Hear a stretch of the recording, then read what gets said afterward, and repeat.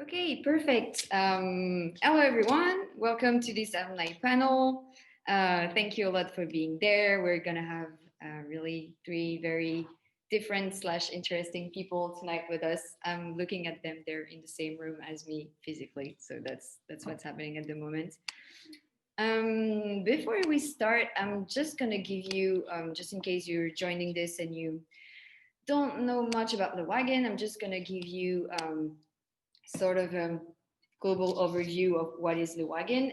It's going to be pretty short for the students who went through that, so obviously they know. So that's us tonight. You're going to meet these three amazing people in a few minutes.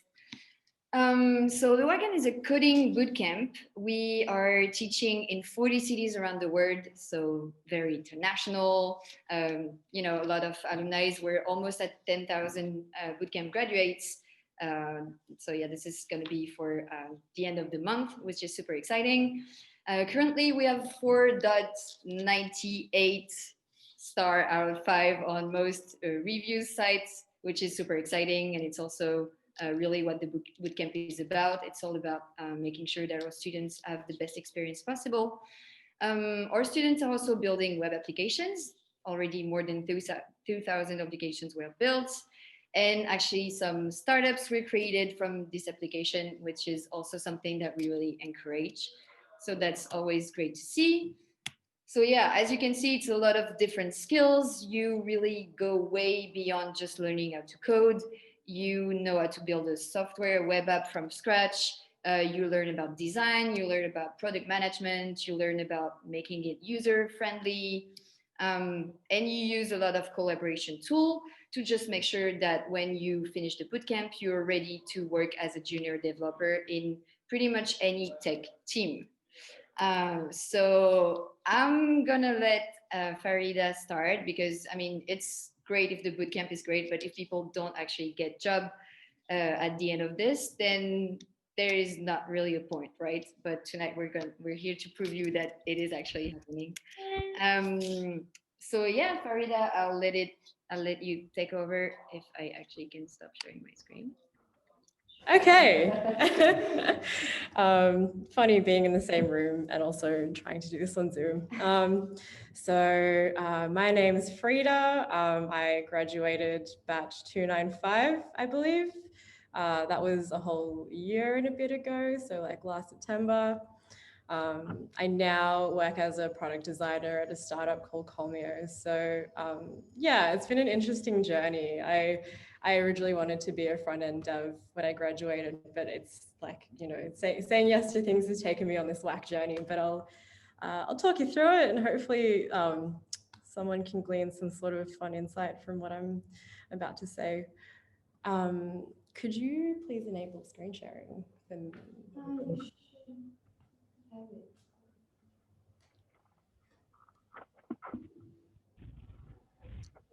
Cool. Here is my application. So, life post the wagon. So life pre-Wagon, I pretty much was raised by the internet. When I was 13, I went onto Neopets. I didn't have any friends in real life, so I had all my friends online. And then from that, I found all these communities that went into like graphic design and talking to each other and sharing knowledge and all that kind of thing. And then from that, I also started making my own blog websites, blogging about my life at the age of 13 to 15, which, no one wants to hear about, but for some reason I thought they would. And then, yeah, I kind of found my place on the internet. The early 2000s was a place where I really felt like myself. And then, graduating high school, I was like, how do I commodify this? And I didn't really know. So, there was like 10 years ago, there was like minimal representation for women in tech, #women in tech, when I was entering uni. So I ended up doing a comm design course, leveraging my graphic design skills or like my I want to be an artist skills, because what the fuck does computer science even mean when you're 17? The lights have gone off. It's all good. Wow, that got dark really quickly.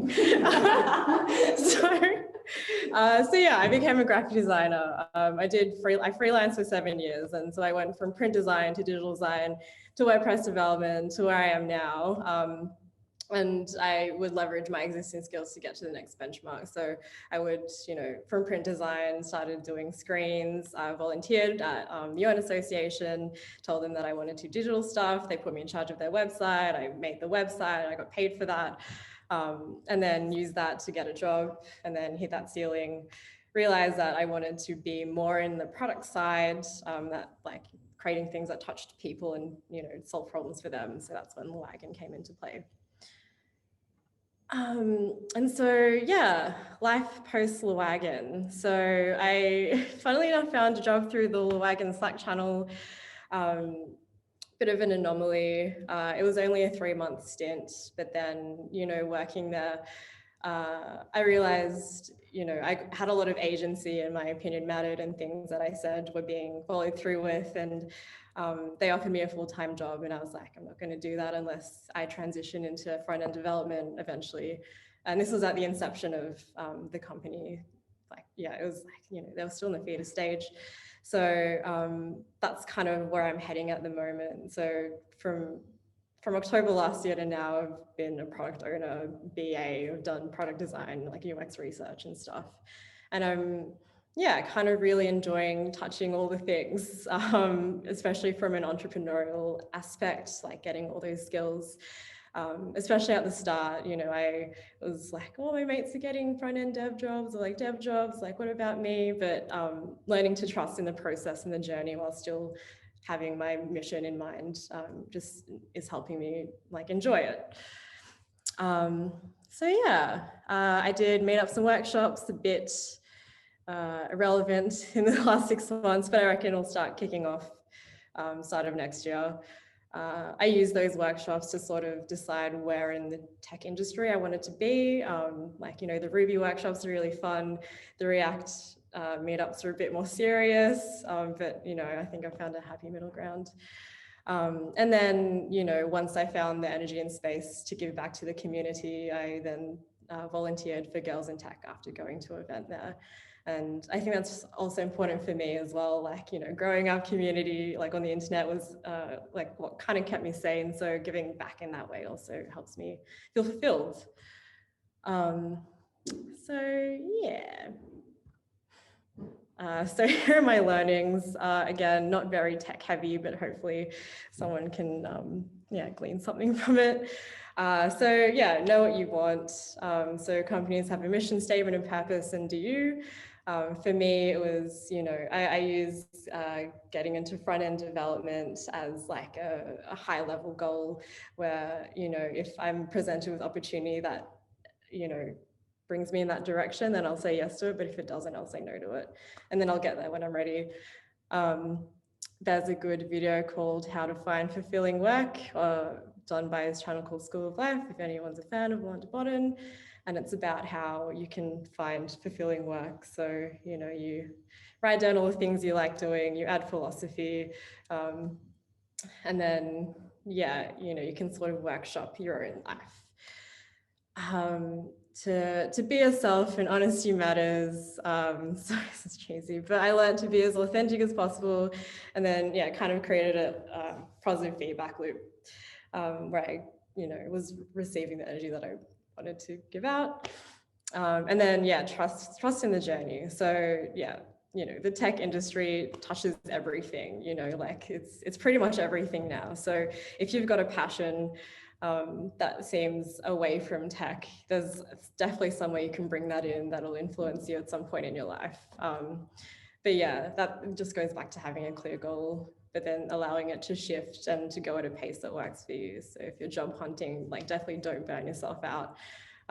I missed one. And on that, if you're job hunting, to lean on your fellow nerds. So your mates are going to be in the same boat as you. They're really good to complain to and to, lament over the really odd interview processes sometimes that you have to endure. So keep that community around and it'll make it more enjoyable. And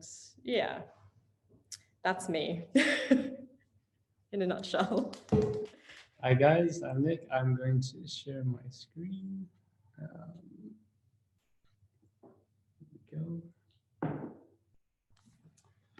So just before I get into it, I'd like to give you an outline of some of the things that I'm going to cover in my section of the panel. I want to give you a little bit of my background, what I've been doing professionally, my journey into a software engineering career, and then I want to speak about bootcamp versus a degree, because I have done an information technology degree. So I just wanted to give you some insight into what it's like to have experience from both of them. Then I'll go over what I'm currently working on. So some things that I like to do to improve myself as a software engineer. And finally, I'll leave you with some resources and a couple of golden rules that I think I've found helpful along the way. So my professional background, I graduated from RMIT with a bachelor's degree of information technology in games and graphics programming. That was in 2017. And then I worked as a digital designer for an SEO, SEM agency for 1.5 years. As you can see from the graphic, unfortunately, this isn't my work. This is a true master level of graphic design. So, maybe I'll get there one day. And then I completed the Wagon in January of this year, 2020, batch 348. So that was the last batch before we went into lockdown. And so currently I'm a mainframe engineer trainee at the ANZ. So my journey from the Wagon to ANZ, what did I do? I think I'll start with why I wanted to take the Wagon's bootcamp. So as I mentioned before, I had studied information technology, but I was working as a designer. And towards the end of my tenure, I really decided that I want to try and pivot back into software engineering. And at that time, I hadn't touched a single piece of code for a solid year. So I felt that in taking the boot camp, it would be a good idea to polish up my skills, but also learn something new. So that the reason why I took the full stack course is because working in a SEO agency, we work a lot with websites, with web technology. So I thought full stack was the way to go. And I do love working with websites with HTML, CSS, rudimentary knowledge of JavaScript, but that also helped my decision. And finally, after I knew I had to do a boot camp in order to polish up my skills, why did I choose the Wagon? Well, there are 3 reasons. I did a lot of research beforehand. So I was looking at things such as General Assembly, but then I stumbled across the Wagon. So the first reason why I chose them over other boot camps was they had glowing reviews. They had incredible testimonials from real people. Actually, Farida here, she provided a testimonial. Yeah.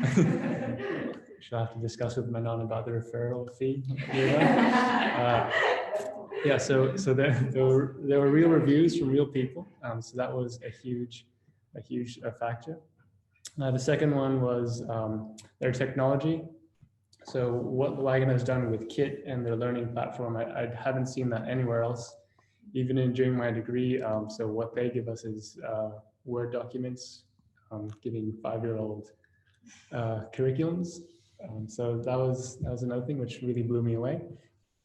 And finally, just the general vibe. It's a great place, Inspire 9. It's really nice to be back here. But yeah, so that's why I chose to do the Wagon. So what did I get out of studying at the Wagon? The first thing was I learned how to build web applications. So that's definitely not something that I can do from the beginning. So being able to have an idea and to put it into motion and actually have it in a production environment, that's what you get out of it. And so for me, that was incredible, just being able to build with the Ruby on Rails stack. The second thing was a newfound confidence in my abilities. So one of the reasons why I went into design after university, you get sort of a bit of imposter syndrome where you feel, oh, I'm not good enough to become a developer because you're so brand new. So after having gone through the Wagons course, I really felt that I had a good grip on all of the material and everything that they had to teach me. So I grew into myself and I became confident as a software engineer. And finally, what did I get out of the Wagon? It was an unforgettable experience. You meet a lot of really cool people. You crunch every day, and it's a great time. It's a lot of fun. Yeah. So my employment goals after the Wagon, I had two. One was to complete my portfolio. So I had a design portfolio, so it looked pretty, no code on it. That was goal one. The second goal was to get a job at a large company. So I'm sure many of you have different ideas and you will be taking different paths. Many of you have entrepreneurial mindsets, so you might be looking for startups.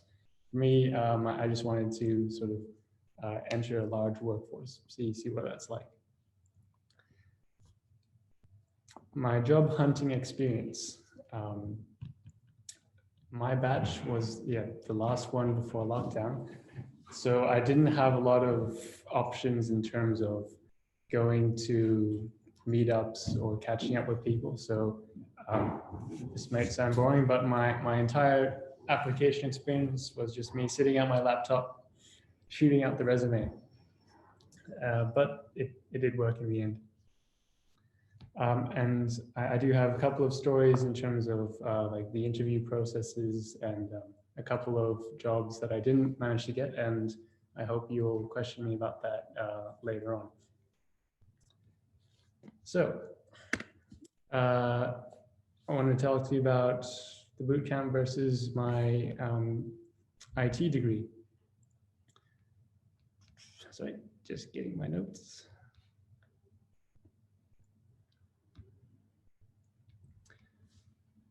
So I think this will be interesting for some of you because not all of you come from software engineering backgrounds. So I guess the best takeaway from this is how does the bootcamp content stack up versus my computer science degree.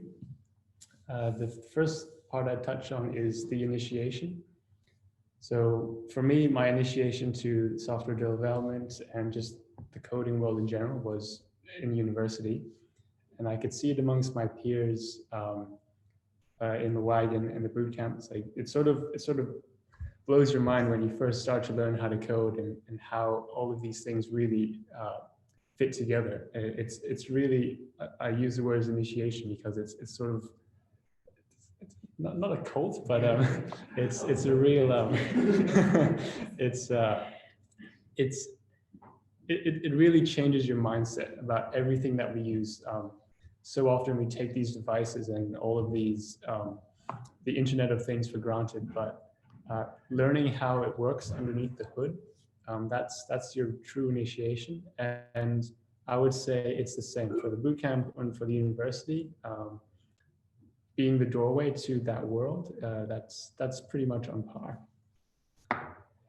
Fundamentals. So this is your skills in terms of as a programmer. I think a computer science degree has given me a little bit of an edge over my peers. So you would have covered during the bootcamp, sorry, the ones who've taken the bootcamp, you would have covered things such as the object-oriented programming or the just the pure programming side. So these are the fundamentals, and the bootcamp goes quite quickly. So you get a very good start to it, but this is something that they sort of drill more down in depth in the computer science degree. But what I would say about the bootcamp is it is the best introduction to these fundamentals, and now it's on you to start to practice these and start to go more in depth into how they work. The practical skill set. So a full stack developer skill set, I think Wagon provides everything you need to be a full stack developer. As a fresh graduate back in 2017, as I was coming out of uni, really the only thing that I had was a bunch of uni assignments which aren't real world applications. Compared to Wagon, that's something that you have. So you've created these prod applications, so you can create, read, update, delete, and these are in production. So you've gone through sort of the whole software engineering pipeline. In university, they don't really have that. So I think you have the practical skill set now in order to be a full stack developer, and you don't need a degree for that. Ruby on Rails. So that's the stack that Wagon teaches.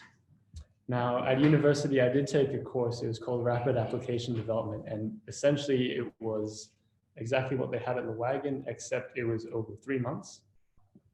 And it was using the Rails framework. And in this sense, Wagon is better than the degree, or that portion of degree, my degree. You built in the Mr. Rails section in 1 day.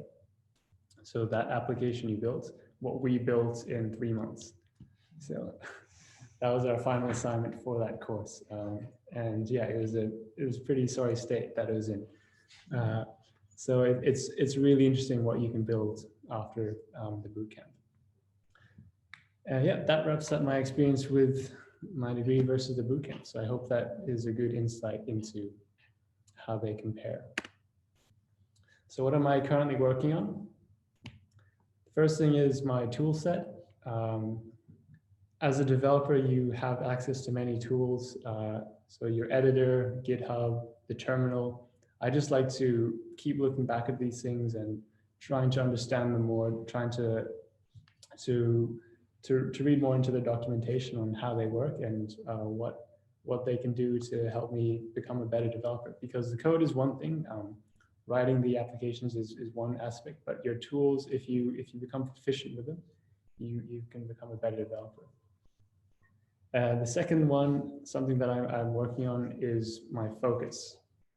And this is where there are so many frameworks, so many different languages that you can sort of jump around into, but you have to focus on, I'd say maybe two frameworks and one language that you want to become really good at, because the temptation is that you jump around into all of the different stacks which are available to you, and I guess jumping on the bandwagon of the latest and greatest. But I found that I really enjoyed Ruby, and I enjoyed Ruby on Rails. So even though I'm not currently working in that stack in my current role, that was something that I focused on in the interim when I was looking for a job. I did try React a little bit, and then I thought, no, I just have to become good at the one thing. So that's still something that, you know, I myself, I get distracted a lot. But if I can become a more focused individual, I think I'll be a better developer for it.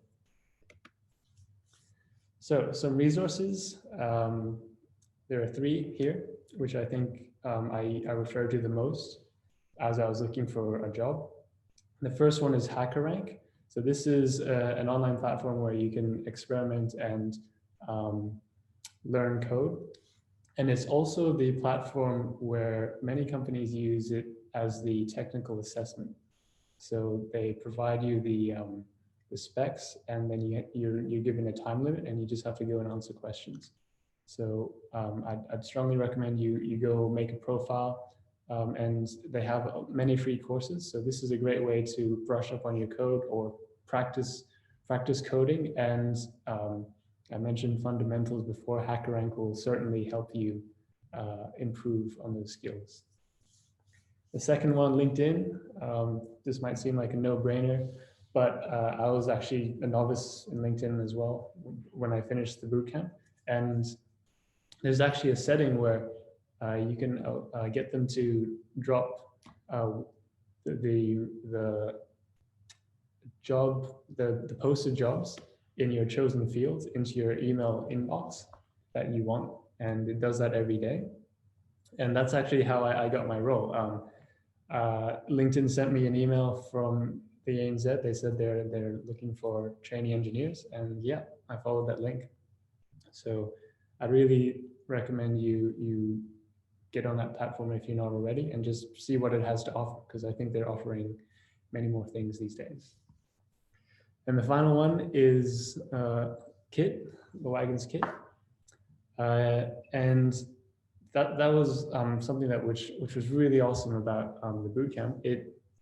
You have lifelong lifelong access to the Kit platform, and that's just incredible, because it really is some of the best documentation that I've come across in my role, from my limited experience working, but also from my degree. So Kit is just a great reference, and I still look at it to this day. And yeah, as I was looking for work, I was still tinkering with applications. I was still looking at making Rails apps, and it's just great to just be able to pull up Kit, go to any of the lectures and reread what I need. So I think the bootcamp, for those of you who have just finished it, you might have missed a couple of things. So for example, APIs, I'll leave it at APIs because that's an important one, but just things that you perhaps blazed past, you can now go back and revisit, and I'd strongly recommend doing so. So some golden rules that I like to follow when I'm coding. First one is keep it simple. You don't have to overcomplicate things. I think just if it seems like like it needs more steps, then you need to accomplish the goal. Just take it back and go back to basics, and that helps, especially in your technical assessments. Just keep it simple. You don't have to have any fancy algorithms. You don't need to overcomplicate it. You just have to make sure that the code works, and even if it's a brute force, I forgot the word. If it's a brute force and it's a hard-coded assignment, if you pass the specifications, that's good. Second rule, be consistent. So have clean code. Make sure that you document it well, and don't have variables named in one place differently than you have it in the other. So don't mix your camel case and your kebab case. So just keep it consistent. And finally, documentation is your friend. If you can, document your code and read other people's documentation. So those are three things which I think will really help with your coding. And a final bonus thing, a couple of life hacks, which I really like. Keep a clean inbox. So I have a personal email and a professional email, and both of them have 0 emails in the inbox at the end of the day. And every morning I just clear it out. And I do this every day. And this really helps when you start to apply to all these different places, and you sometimes forget, oh, where did this come from, or where did that go? So if you have thousands of emails just cluttering up your inbox, it can get hard to keep track. And then the final one is drink lots of water. Stay hydrated. It's always a good thing. Yeah, so that's yeah, not really a life hack, but that's something that I have to remember to do. So yeah, thank you very much, and I'll pass over to Sharon. Hi everyone. Okay. So I'm Sharon. I graduated from the Wagon in the end of September.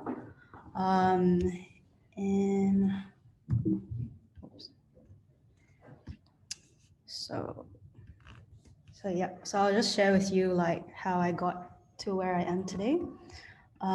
So I started since young, I was always fascinated with technology, learning how to download songs illegally on LimeWire or whatever it is.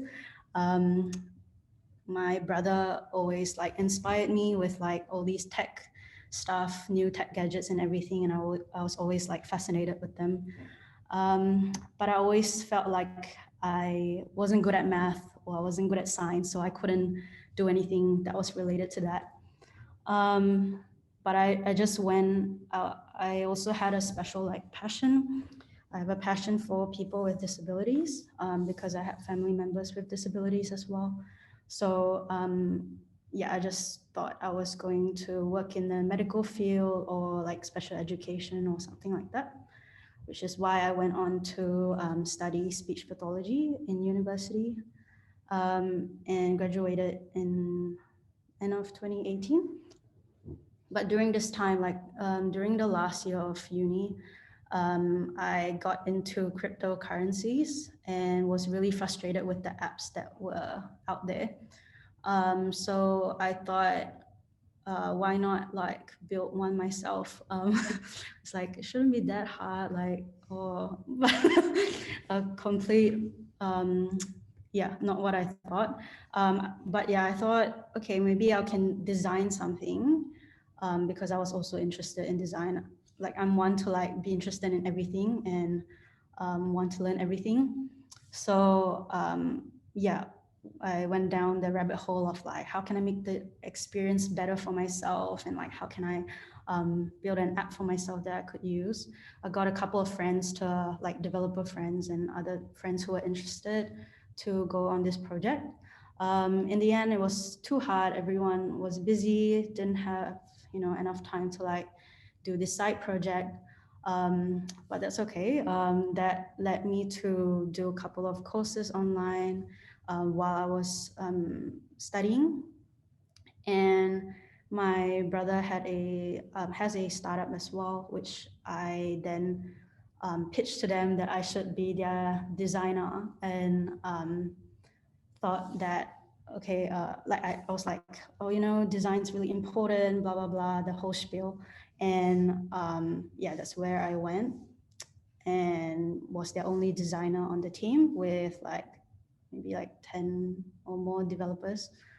Yeah, a lot of self-learning and everything, which is a lot like code, a lot of like never-ending materials to learn from. Yeah, I was doing this like two things at a time, and from last year, I just had a bad experience with my jobs as a speech pathologist. So just had a tough time, never got to be a full-time like speech pathologist as well. So I wasn't really happy with that. Yeah, and then this year, I thought I was gonna build my caseload. I thought I was gonna, have a full-time job finally. But COVID hit and I couldn't do a lot of visits. A lot of people were scared, they didn't want to like go out. They didn't want me to visit and things like that. So yeah, it was really hard. So I actually looked at the Wagon like last year, and I wanted to learn how to code because I couldn't build my own apps. I could only ever design them and no one could ever build it for me. So I wanted to learn how to code, but was also like, finance and all that as well. In the end, Paul actually like emailed me like during this tough time of COVID. And I was like, hey, like maybe I should like do it now. So borrowed money from my parents and committed to it. I was like, yeah, I tried learning coding by myself part-time or like, yeah, just, self-learning, but it was just way too hard. So I was like, okay, full-time course, it's going to be good. And yeah, went to the Wagon, really enjoyed it. Yeah, I felt like everyone in my batch, we were all full-time, fully remote. And yeah, that became my community during lockdown, and it was really good. I guess halfway through the boot camp, I'm always like pretty active on social media. So I tend to just like follow people like in the startup community, because I tried to have my own startup, and I've always been around startups just in my tech career, and thought that when I was on all these social media, I just followed a bunch of people and didn't really know what I was doing. I didn't know I was networking, but people would message me, or I would just like reach out to them and retweet them or whatever. And that actually helped me a lot with like my networking. And I didn't actually know that was called networking, because in speech pathology, there's no such thing as networking. So it was accidental, but a good accident. And I think networking was a really huge part of me getting a job. And I would say I would encourage everyone to do it. During the Wagon, I stumbled across the StartMate Fellowship, which was also on Twitter. So I applied to that, and I got into the fellowship, and that was a huge like networking thing as well. Got to learn a lot of networking tips and stuff like that. And during that time, I got an internship at a really early stage startup with only 2 developers and like the CEO and 2 like designers. They wanted my design skills, but I wanted their developer like sort of experience and learning. So it was like a win-win, I guess. So I jumped on that, and in between, like even before Aero, I actually like applied for a couple of jobs, but I didn't get it. I just jumped on whatever opportunity that was there for me, so that I could build my resume and things like that. So the hot dog story, how I became a junior dev there, is that I actually cold messaged the CTO on LinkedIn. And I was like, what do I have to lose? Like, I'll just tell them my story, reach out to them and see if they have any opportunities for me, maybe now or in the future. So I thought that I was not gonna get it, because I didn't apply at the start. All the ads were like, oh, you need 2+ years experience. So I was like, okay, maybe it's for the future, who knows. But I really liked that they were a health tech company, and that like I just loved their culture. So that's why I was like, why not? And their tech stack is Ruby on Rails. So I thought maybe I don't need to relearn everything, or start from scratch. So yeah, that's sort of how I got the job. I went through the whole application process.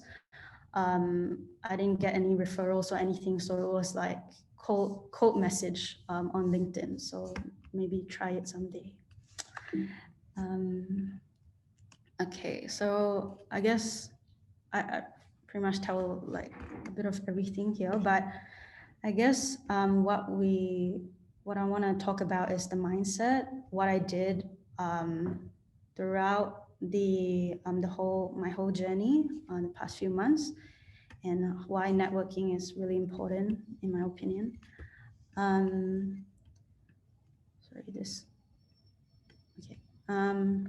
So mindset, continue to be curious, keep being curious, never stop learning, constantly reflect. So for me, I reflect a lot. Jamie will probably tell you that as well. Keep reflecting, because like that actually helped me learn much quicker. Constantly asking yourself like, why didn't it work out? Why did it work out? I done lots of like random experiments on Twitter, like where after I got interviewed, not with Hot Dog, but after I got interviewed with a company, I went and like tweet the CEO and like said like, I really want to join your mission and like stuff like that. I don't know if it worked, but like, yeah, it was just experiments that I tried. And like, yeah, I reflect after that. Did it work? Did it not work? Yeah, what did it do in my opinion? What have I learned from it? And then, yeah, after you reflect, constantly iterate on what you've done. So I've heard this a lot, like treat your career as a product. So constantly iterate through it, and you're gonna keep doing that process throughout your tech career. So and ask. So ask people questions. You know, if you're curious about a company, you're curious about what a person like a developer does every day. You know, if you can, ask them how they do it. Ask them what's their journey. Tell their story. Let them tell their story. Tell your story. Add value to them as they add value to you. So all these are all really important, both in terms of technical and also soft skills during bootcamp and beyond. So yeah, tip 1, I agree with Nick, to focus and to love yourself. Yeah, find your own path. Don't compare yourself to others.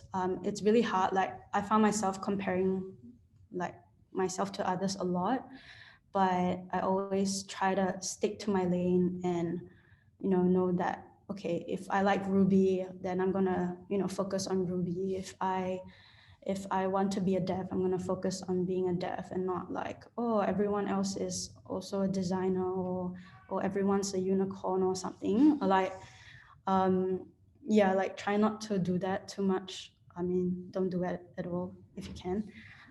Yeah, so you are amazing. Like, don't ever undersell yourself, and know your worth. Tip 2, understand yourself and know your story. So I found myself during networking, like I would, have calls with people and stuff. And that practice with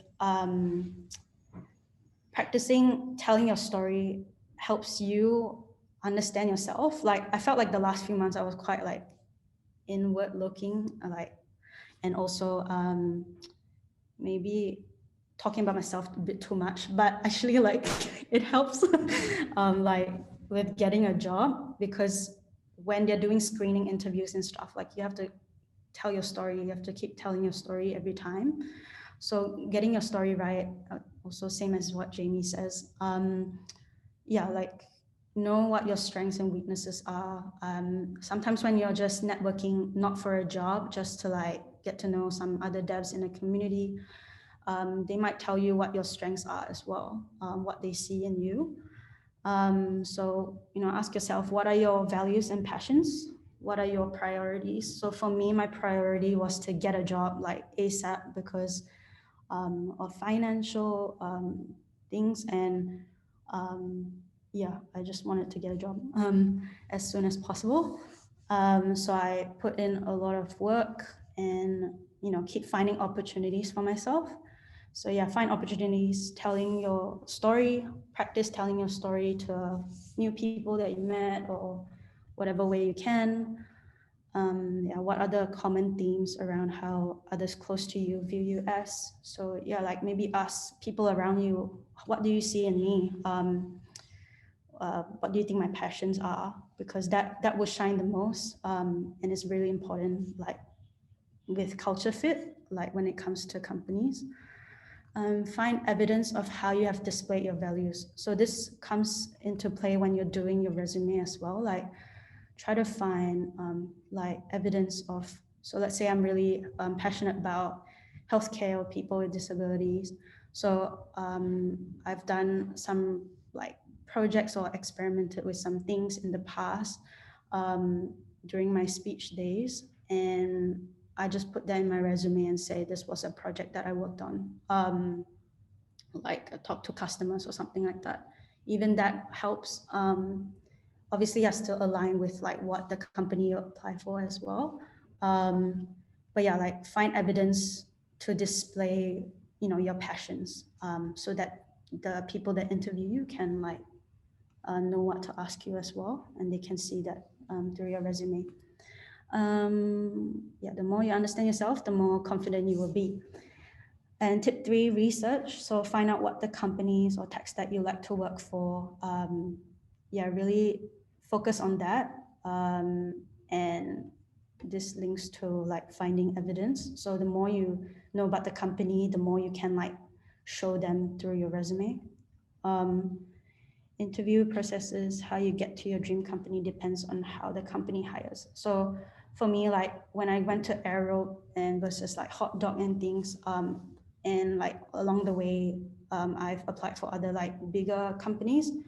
But I think the hiring process really depends on what kind of companies you go for. So let's say like I've heard of like big companies, they might do a lot more intense like technical kind of interviews, whereas smaller companies might not, or depends if they're more like a startup, they might do a bit different. Yeah, just okay. And then tip for community. So after bootcamp, like I got one of the course mates. I worked with her. Like we just set up like a bootcamp. Like, okay, morning we're gonna do this, afternoon we're gonna do that.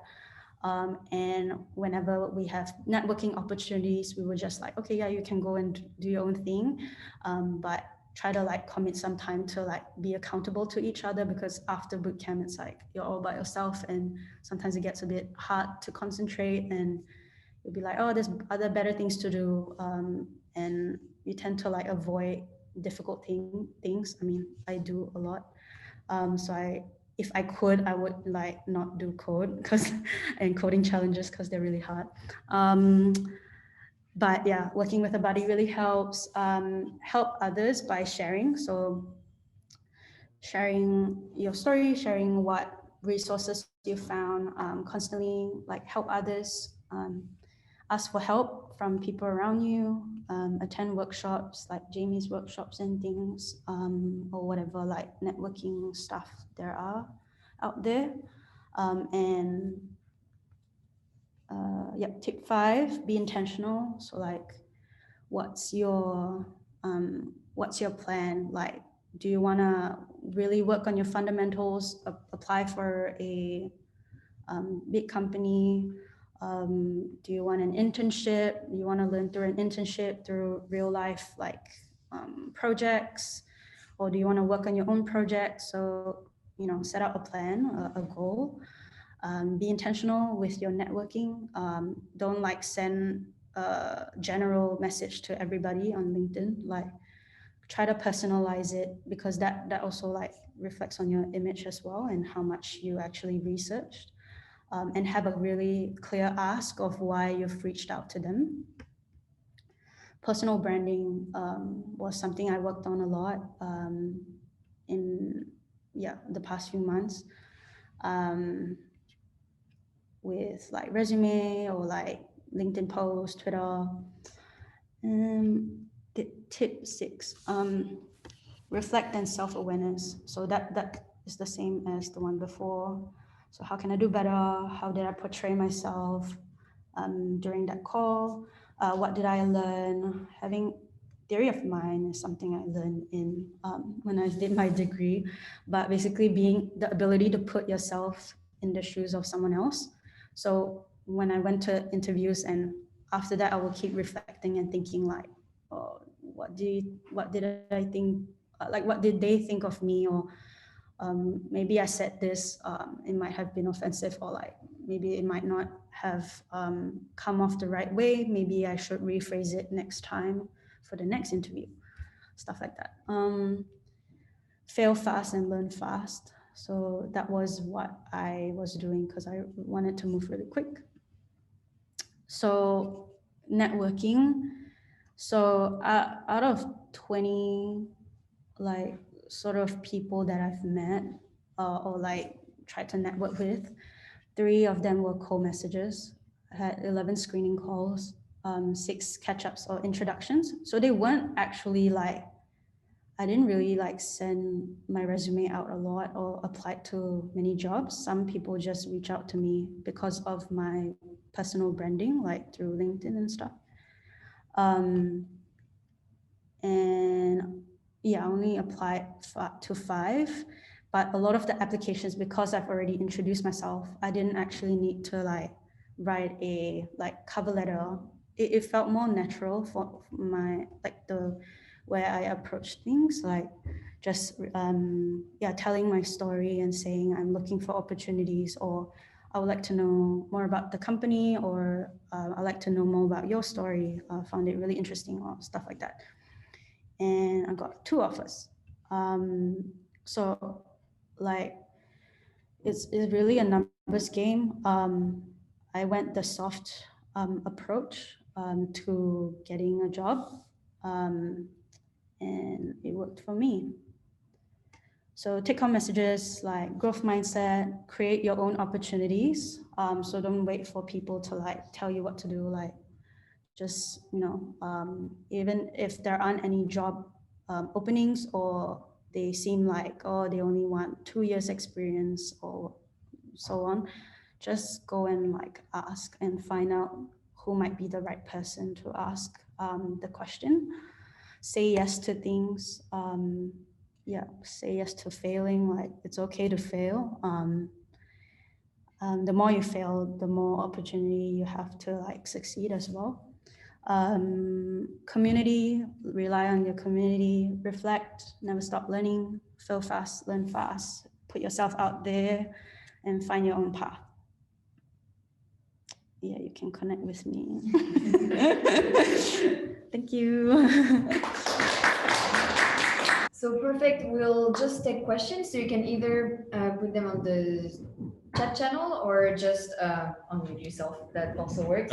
Yeah, I had a question for Sharon. When you were cold contacting all these, stop laughing at me, guys. When you're cold contacting all these like people in very high level positions, did most of them end up just referring you to like your HR person? And if so, like, did you just go through the reintroduction process with the HR person? How did you ensure that when you wrote in the cover letter, that the people that you spoke to were able to see and notice that you had applied, so that Yeah. all those efforts weren't going to waste? So with Hot Dog in particular, when I reached out, yeah, they said, yeah, send through your resume to the email and they will put it to the right people. Because I guess it's not like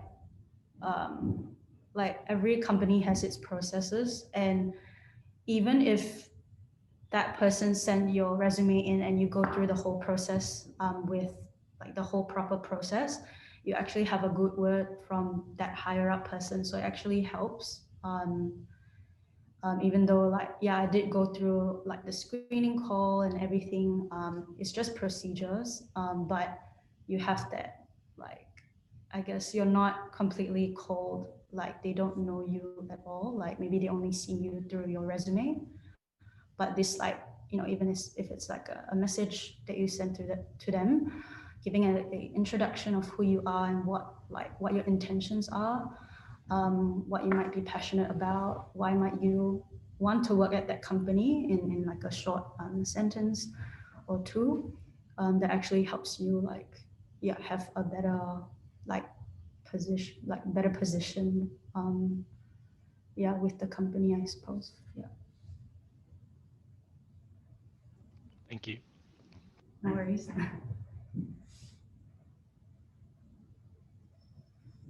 have a small question.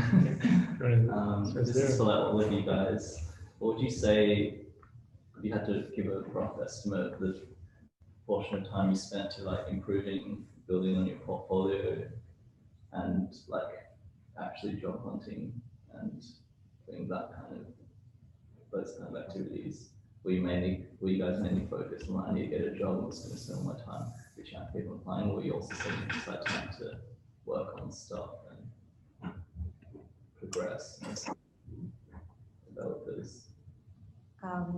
I can say something about it. For me, I need to be held accountable if I'm going to do something. Otherwise, I'm not going to do it. So I did the 100 Days of Code challenge and joined Twitter, and the community there is amazing. You post one thing, you get so much dopamine from it. So I stuck to that, and that's how I did the free code camp course. Can't remember which one. I think maybe it was the React one. I'll have to look it up. But yeah, that's kind of what I did while job hunting when I was looking for a dev job. So yeah, knowing how I worked and trying to keep the momentum up.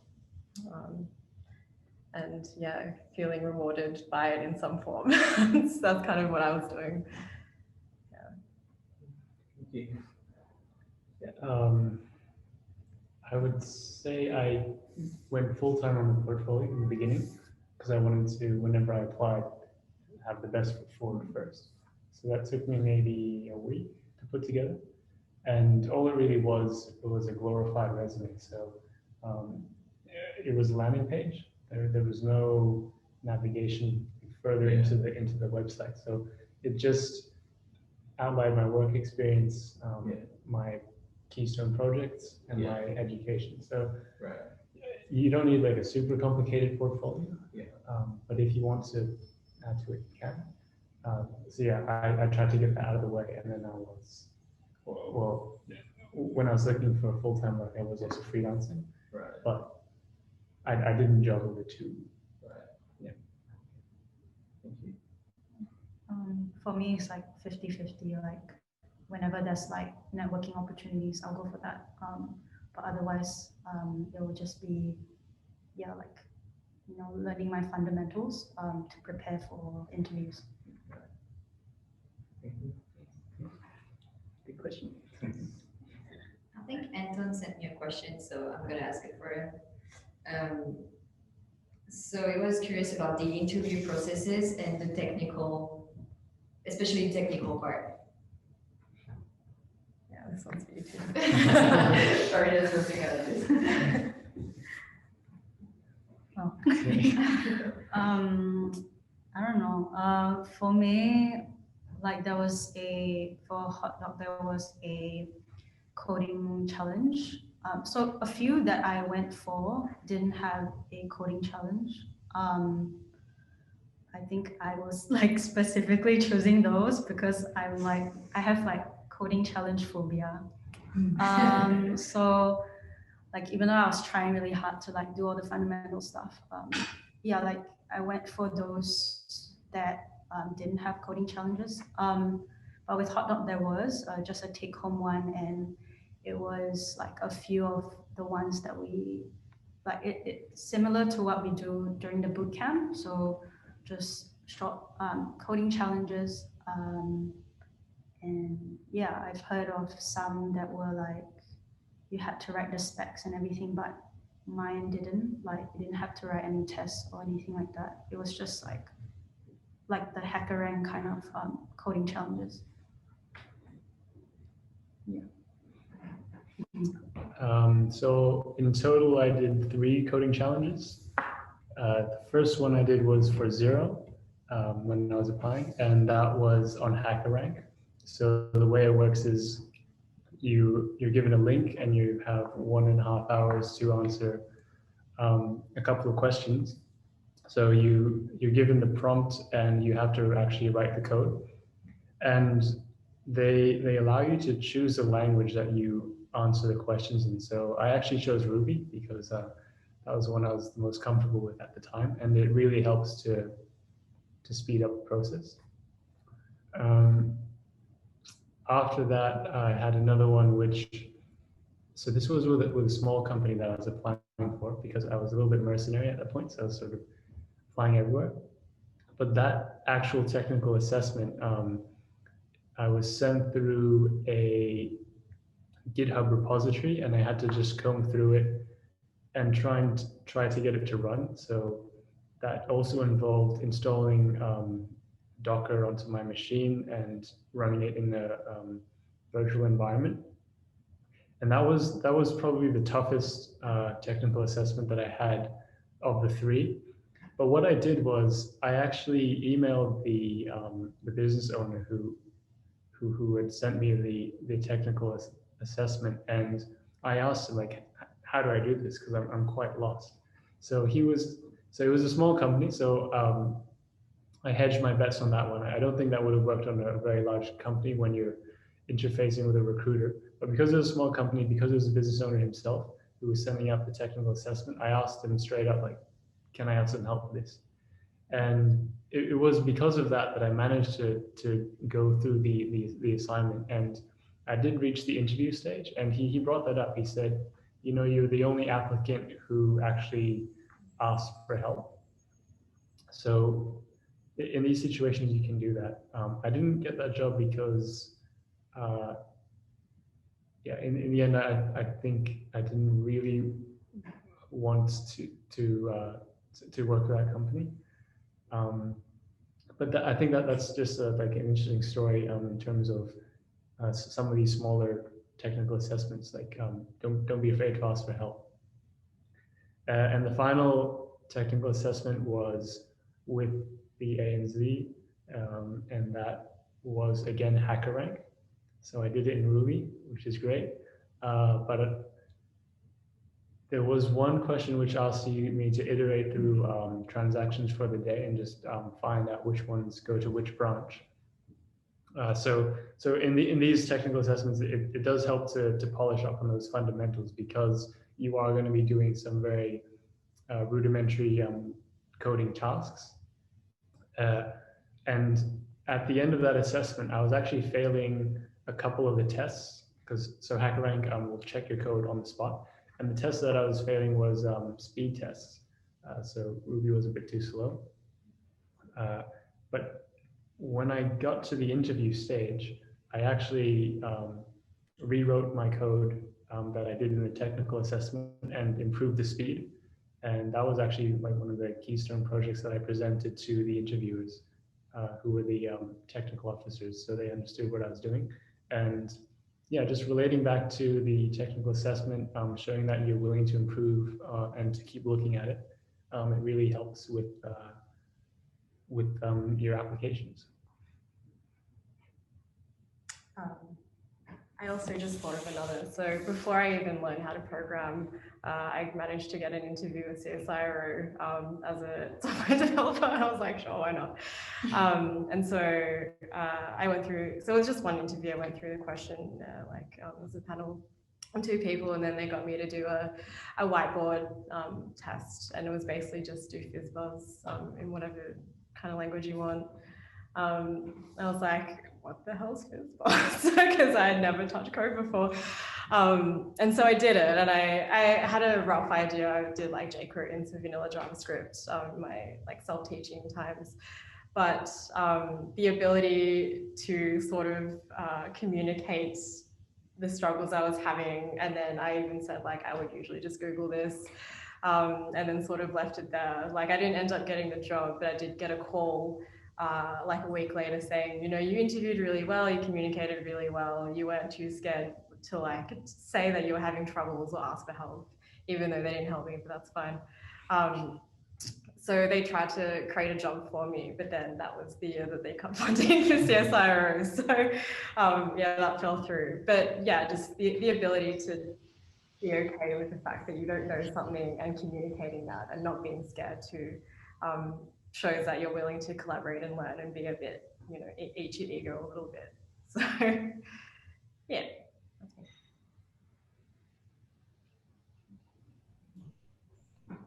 I have a question, and this one is mostly directed to Sharon, because you mainly was working remotely.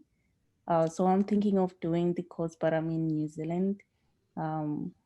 And I wanted to ask what are some of the challenges that you have with the bootcamp or working remotely that I have to prepare myself for? And all of you, you can answer this. That would be nice. I think, I think remote working is, I don't know, I think it's fine. Like, there's nothing much to worry about. I guess the most that I've observed, like I personally didn't find it challenging at all. It was very smooth. Like, you're not left alone. You get like someone to pair with every day. And then after that, you're in groups as well. So you're always like online with somebody.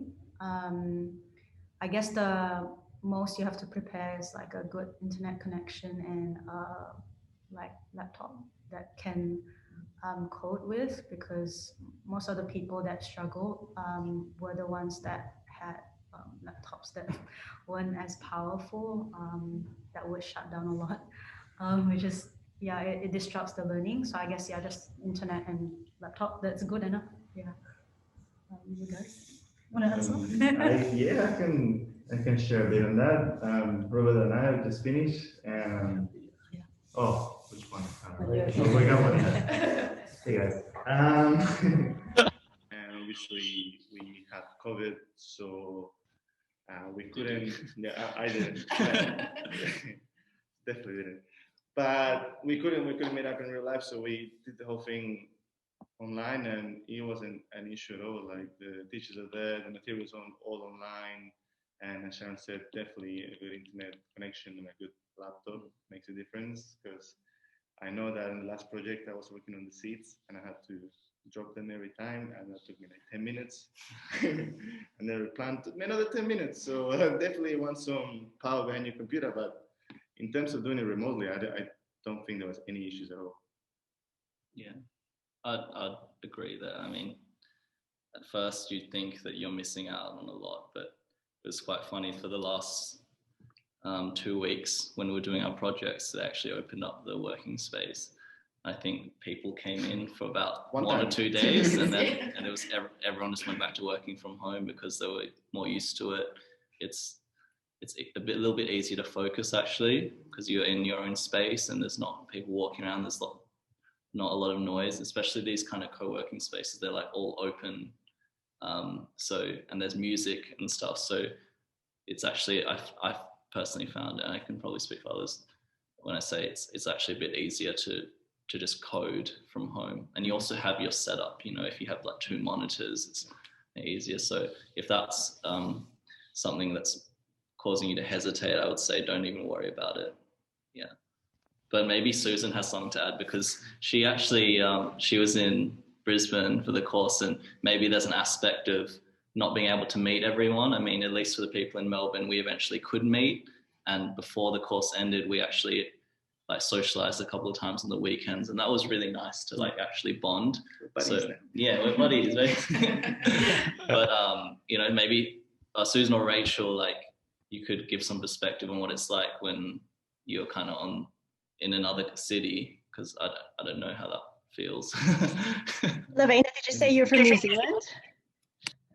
Yes, I'm New Zealand. Okay, well, just so you know, I'm a Kiwi too, but I live in Sydney, and so I've been doing remotely. I just finished this course with Antonio Rob, who just spoke, and also a couple of other people here, Yurik, Anton, and Susan. And it's just really wonderful being remote. And actually, it's great to not have to go into like the Melbourne co-working space, because I like to keep a healthy distance from my colleagues. No, just kidding. I'd love to meet them in person, but it's really, working remotely has been really fun, and it's been really easy. So again, just good internet connection and a good laptop, and that's all you need. Okay, cool. Thank you. Hey guys, I'll just chuck in a question then. First of all, thanks a lot for doing this and finding the time in the evening to talk to us who are just empty now souls who just finished the boot camp and don't know what to do with our lives. But yeah, you're going on holiday tomorrow, so don't cry, man. I'm just wondering, how did your first day on the job as a working in tech look like? How do people look at you? Are there any like expectations just because you're from a boot camp that are a bit different than from people who have like a solid IT background? And how hard is it to get rid of the imposter syndrome as well, if it is at all? It's like, or are you welcome straight away? Yeah. And I guess this question is for the two of you. Oh, well, yeah, I guess for me, I guess the first day on my job was a bit different because we were going in between like rebranding and starting like burning everything to the ground and starting from scratch. I can talk on, what the sort of vibe is for new developers that we hire where I work at Colmeo. You're definitely not expected to do anything in the first week, pretty much. Like our code base is so like thorough and there's so much to learn. So, most of the first week for us, you're meeting like internal stakeholders, you're meeting the boss, CTO, like the team, we work in squads. So you meet me and then like, a PO and a Scrum Master. And then, you spend that week sort of setting up your development environment. And then you work closely with, ideally, you work closely with the senior dev. They know that you're going to ask a bunch of questions. They know that it's going to take a while for you to understand that bit of the code base you might be working on. So yeah, I would just annoy them as lovely as possible because they know that, you're going to have a lot of questions. And then we also start them with like really small bits of like really small tickets. So we'll have work in flight. And there's also getting to know the product as well. So, we don't expect you to know the product. So there's that whole onboarding process of knowing what you're actually working on in terms of how it works on the front end, as well as like the code base. So yeah, we're easy on our newbies because yeah, it's like a lot of information at once. But the more questions you ask, the better. And yeah, we don't really give a time limit for the one ticket that we give you as your first. But we do work in sprints. So we work in 2-week sprints, kind of like, I don't know, I did that too long ago. So I don't remember, do we do sprints? I don't know. Yeah, so, if you can't finish your ticket in that sprint, then I would communicate that and let them know because, yeah, like the earlier they know, the better. But yeah, that's my experience of when we've taken on new devs. Yeah, pretty much what she said.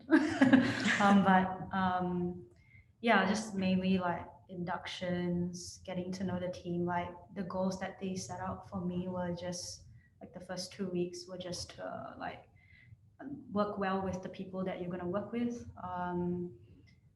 meet the wider company, set up your dev environment, learn about the product. Like they don't expect you to know, like even some of the people that are a few months in, even they don't know all, like every aspect of all the different products as well. So yeah, I don't think they have much expectations of you. Once you get the job, like they told me, they are pretty much on your team, like they want you to succeed. So like no shame, just ask questions. Like if you really don't know, like they'll train you from scratch as if you don't really know Ruby as well. Like, because sometimes they might, hire someone who doesn't know the tech stack, but knows the fundamentals. That's why fundamentals are really important. Yeah, besides that, it's like pretty chill.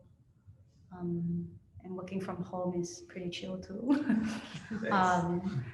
Yeah, so yeah, I wanted to add just now about like working remotely. I think even once like offices are open and stuff, like half of the week you can work, like people are gonna stay at home and work from home, and a few days at the office. So yeah, it's something that we just have to get used to, and it's good to learn when you're doing the bootcamp as well. I actually can speak to that question. If you do feel like you have imposter syndrome, the fact that you're hired means that you've already proven yourself. They don't just let anyone walk through the door. So you will be challenged at one point, but in the beginning, they're on your side and they'll help you through it. Like, you're not going to be given production level access at the beginning and said, make these mission critical changes right away. So, yep, unless you somehow fluke it and you just fake your way into a developer role, you're going to be exactly where you're meant to be. and you're there for a reason. No, I actually had a question. Is any of your companies hiring? No, I'm joking. It's full. Well, since you mentioned it. No, my question is in terms of languages. I've been having a look, obviously, at jobs and trying to see what sort of stuff I should be looking into to like move forward. And obviously, all I see is JavaScript, React, and Node.js. That's mostly what I see. And like it's sort of made me want to learn that and follow on with that. But I just want to know like how important for like a first job is like your first language. Like, am I screwed if I don't find a Ruby job, or can I move onto the jobs just by knowing Ruby? The really cool thing about learning the code is it's all transferable skills. So let's say you only focus on Ruby from here on out, and you become a very skilled Ruby dev. The chances of you getting a Ruby job will definitely increase. But if you are looking for a junior role in any other framework, if you can prove that you are solid with at least one language, I think that will work better than if you just have shallow knowledge across lots of different languages. So if you can sort of go up to an interview and say, this is what I can build, and then just emphasize, you say, you know, I love to learn, I love to really get into the details of the language, then they understand that you are a software developer, you do know what you're doing, and that you'll transfer that over. That might be tough if they say, oh, we need someone to start right away, right out of the gate. But large companies and junior roles, they definitely think, I just want you as a developer. Actually, the role I'm in, it's mainframe development, and that's like completely the opposite of full stack development. So I just had to prove that I know how to code, and then they said, we'll train you. That's good. Yes. I want to keep learning. I've stopped doing it for 3 days and I already have bigger withdrawal symptoms. Yeah, I have to. Thanks, guys. And also, thanks for your time. Thanks for thank you. coming and having a chat to us. It definitely helps. If you have input on that. Yeah, I guess like, yeah, because recently, like, you know, doing all the research and stuff, yeah, I always felt like, oh, I need to learn Node.js because every company wants that. But I think just working on like, yeah, again, the fundamentals, like watch other like probably computer science kind of online videos like helps as well, doing the coding challenges. Yeah, I don't think, maybe if you're competing with other people who know Node.js, then maybe they might choose them, but it's also about the 50-50 on, are you good at communicating? Are you a good person to work with? What are your soft skills like? So that's like literally 50%. And then the other 50% is the technical skills. So they might choose someone, they might choose you who has the better soft skills than the one that knows Node.js, because they're going to be stuck with you every day to like work. So I think, yeah. Yeah. Thank you. No worries. Yeah, I mean, like I've done a few like culture fit interviews, and you know we've turned devs away even if they know the languages like our tech stack, because they just, you know, they might not be as communicative as we want them to be. And we've hired people that have shown that they can work with other people.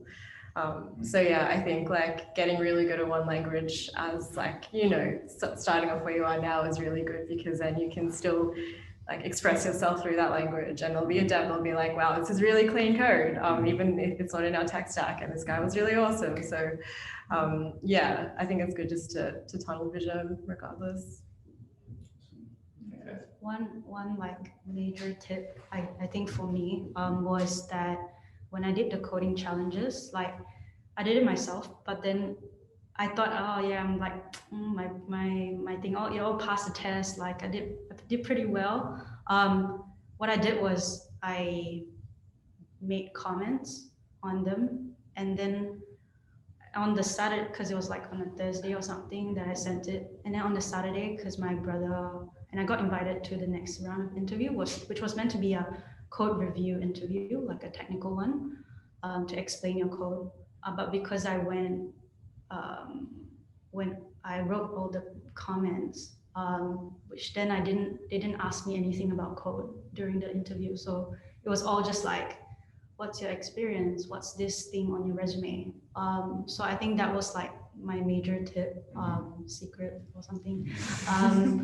And like, yeah, on the Saturday, because my brother's a software engineer, so I asked him, because I was like freaking out, like, oh my God, they're gonna ask me like all these hard questions about my code, or like ask me about what if we did this? What if there were these restrictions on the code that you could do?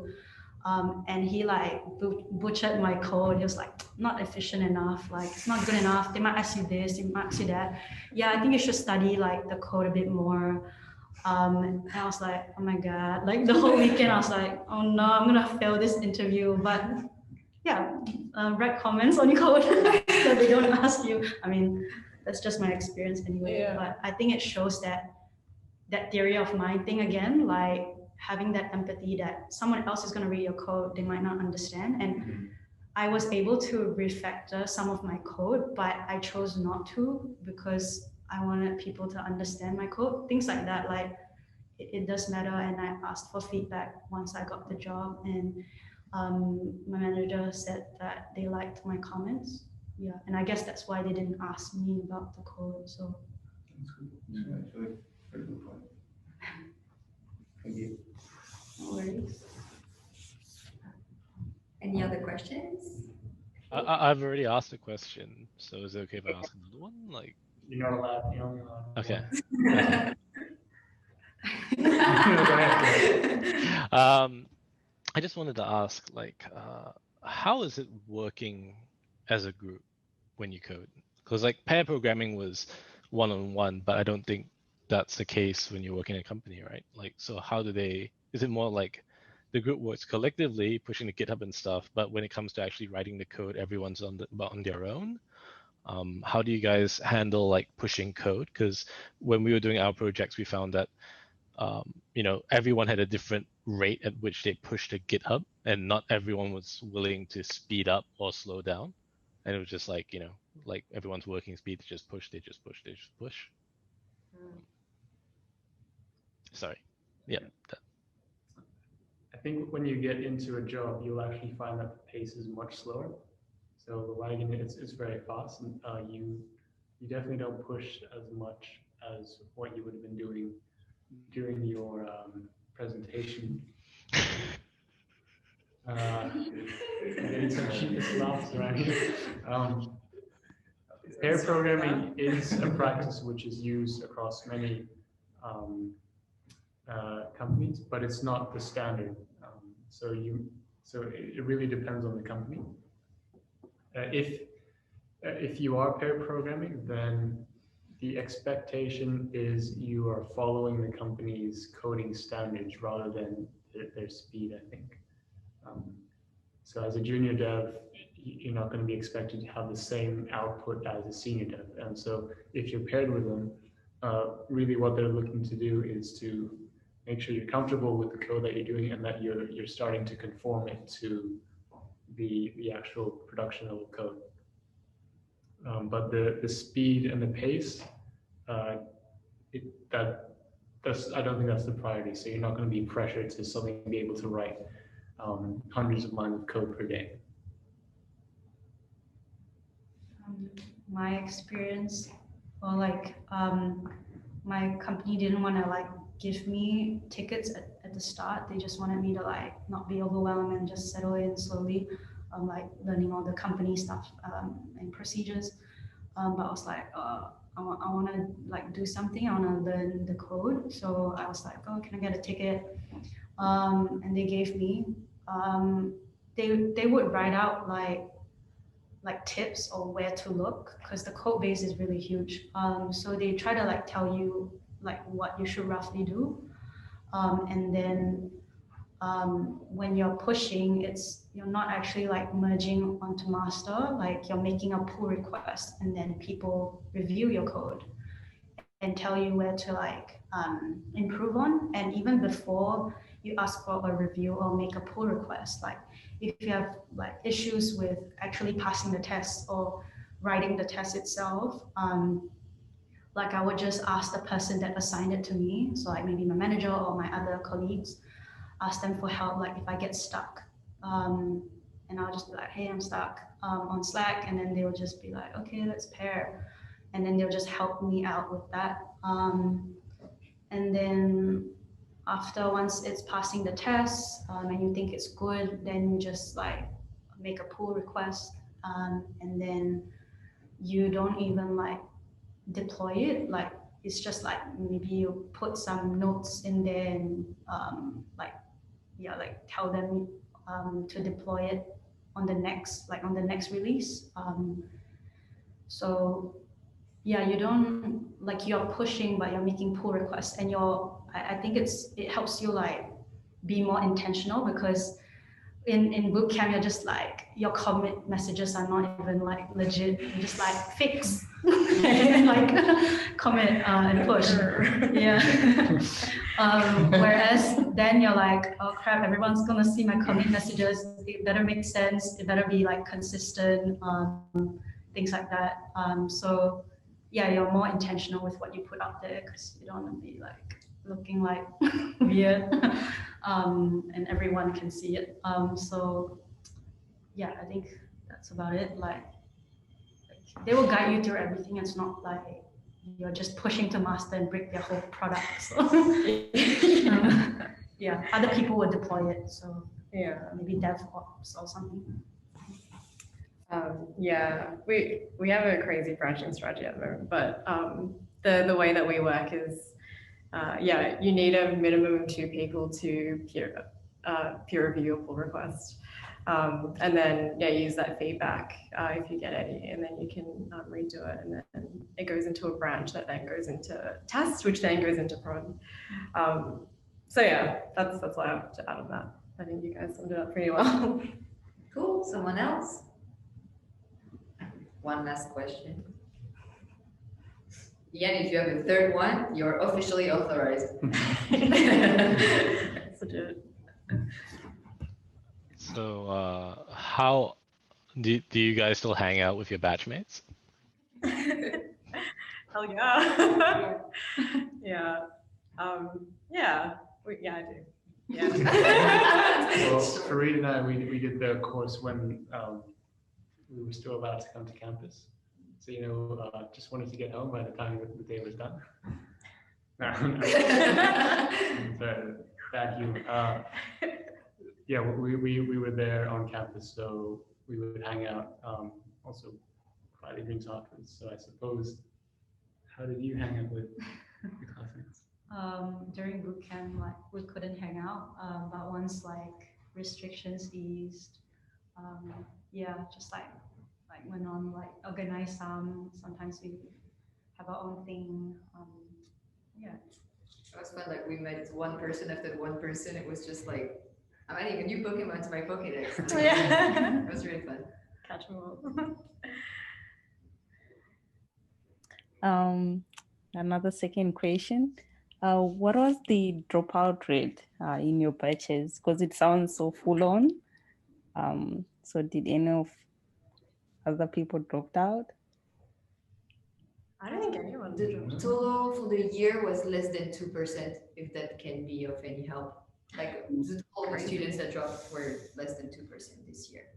And I think it was even less this year.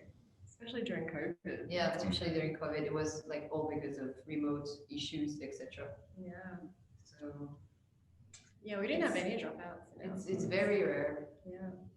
Okay, that's good to know. You're sort of carried by your classmates as well, yeah, even if it's challenging and overwhelming, that everyone else is in the same boat as you. Exactly. Like, everyone's struggling. Yeah, definitely. And like that wasn't as hard as it was, is like, you start dreaming about code like all the problems you couldn't solve, and you still can't solve them in your dream. But then, you know, I never thought about dropping out. Like, it was, just too addictive. Ruby dreams. Huh? Ruby dreams. Yeah. I think something people don't really mention is it's actually a lot of fun as well. Like you're learning a lot, but it's a really cool experience, and you'll do things that you never thought you could do, and you meet people that you probably would never have met before. There's also that aspect of it. It's like a really cool experience to go through, even if you're not necessarily thinking like, where am I going to end up? It'll open doors, I think. And it's just something you can enjoy and look back and say like, that was a really awesome 9-10 weeks. Yeah, you're pretty much guaranteed to meet awesome people just by way of how, you know, the people are picked. Cool. I can just well for you that everyone is always like super friendly, whether it's all your colleagues, like the students that you're with, or the teachers or the assistant teachers. Like if you have a problem, just speak out, and they'll make you feel like you belong there, and it's not an issue at all, I don't think. So I didn't even have time to think about dropping out. Whereas, yeah. Oh, no, you definitely have time for that. I definitely thought that a couple times. Yeah, now. But I finished it.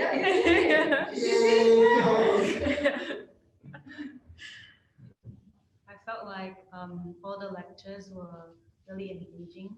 It was like the first time I actually like properly listened to lectures. Yeah. More than I did in my degree. So yeah, I didn't fall asleep. Well, everyone, thank you so much for joining. Thank you to the three of you for joining us, for all the time you spend doing this so pretty slides as well. Like, thank you so much. Wait, are we all three designers? Yeah, I was like, yeah, I didn't even notice that three people with incredible design skills, but yeah, anyway. I hope that for the students who just finished, I gave you sort of a bit of a booster. I know it's really hard, especially the first week, you don't know who you are anymore, but it's perfectly fine, and everyone's still here, and you can also reach out to pretty much everyone that's been through the bootcamp because they know exactly what you're going through at the moment.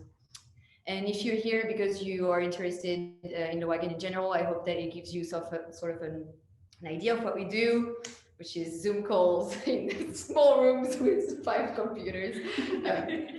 So yeah, thank you very much, everyone. Just for your information, we're gonna have the next batch starting on January 11th for the full time, and we have a part time, which is evening courses and Saturdays, starting February 20th. So if you need any information regarding that, you can drop also comments in the chat. I'm gonna send a link with all the information, the syllabus that you can download as well. We do also free workshops. A lot of things going on. But thank you. Take care and see you around.